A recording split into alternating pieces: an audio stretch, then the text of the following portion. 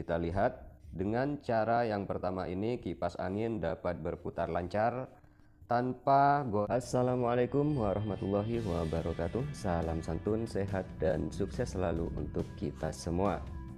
Kali ini saya akan berbagi tips cara kreatif mengatasi masalah baling-baling kipas angin yang patah, baik itu kipas angin gantung ataupun kipas angin jepit seperti ini. Jika salah satu bagian dari baling-baling kipas angin ini patah, lalu kita menyalakannya, pasti putarannya amburadur seperti ini, tidak beraturan dan bergoyang-goyang karena ketidakseimbangan beban putar.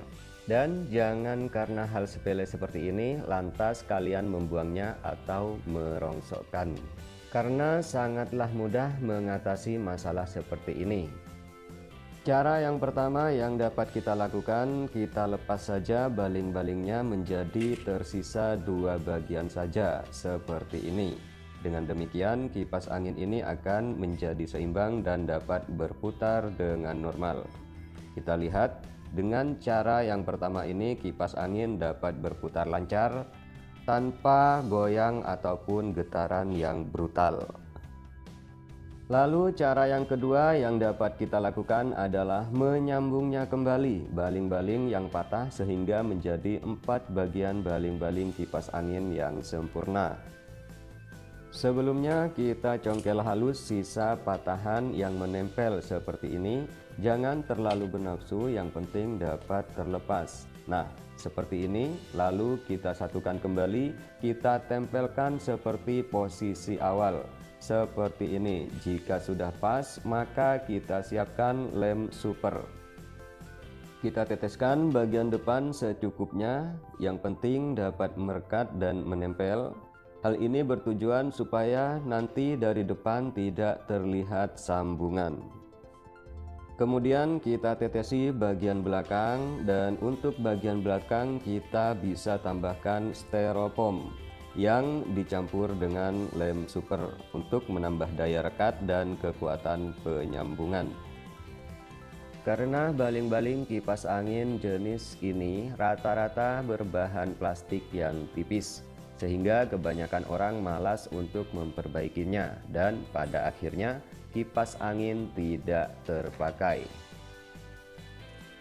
Padahal hanya campuran lem super dan styrofoam seperti ini sudah dapat menyambung baling-baling kipas angin yang patah dengan sangat kuat sekali. Cukup kita tempelkan styrofoam seperti ini, lalu kita teteskan lem super sambil menekan styrofoam ke arah titik utama sambungan, sehingga styrofoam tersebut meleleh pada titik sambungan dan menjadi seperti ini.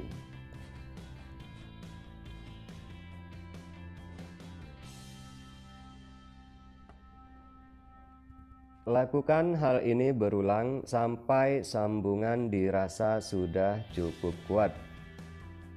Usahakan semua titik sambungan bagian belakang tertempel oleh lelehan styrofoam dan lem super, supaya hasilnya benar-benar sangat kuat.